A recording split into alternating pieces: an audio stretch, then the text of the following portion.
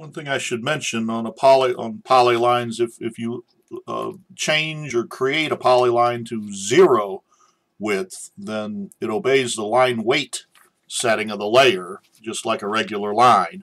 If the line width or the polyline width is anything but 0, then the width of the polyline setting overrules the line weight.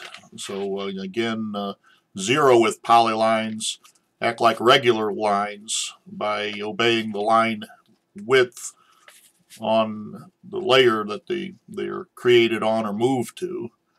Let's create some more polylines. Again, click the polyline icon on the draw panel of the Home tab.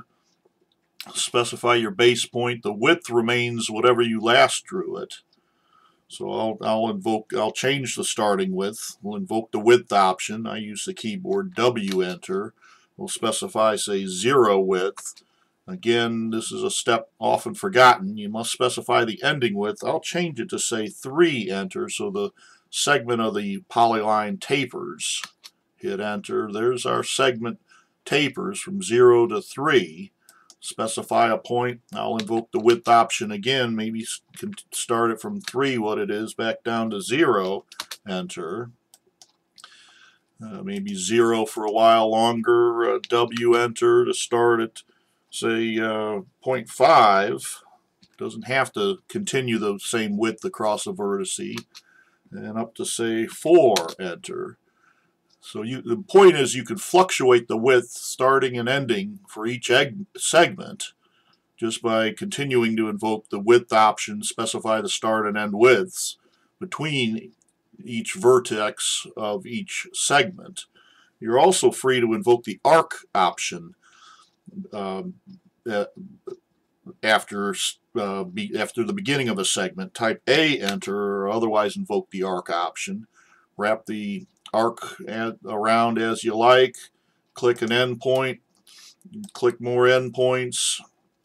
W enter to invoke the width option. We'll leave it the same, 4 for now, and taper it down to, say, 1. I'm still drawing arcs. We'll change back to lines. Simply invoke the line option. L enter I do. You can go back to lines. Width enter.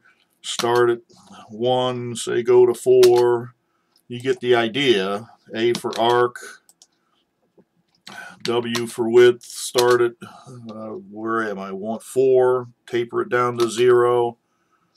As you can see, you're kind of limited only by your imagination of what fancy arcs with fluctuating widths. I'm told that the Coca-Cola logo is defined as a polyline in the trademark office. As it fluctuates, gets wider and thinner, and has different radii as it goes down the length.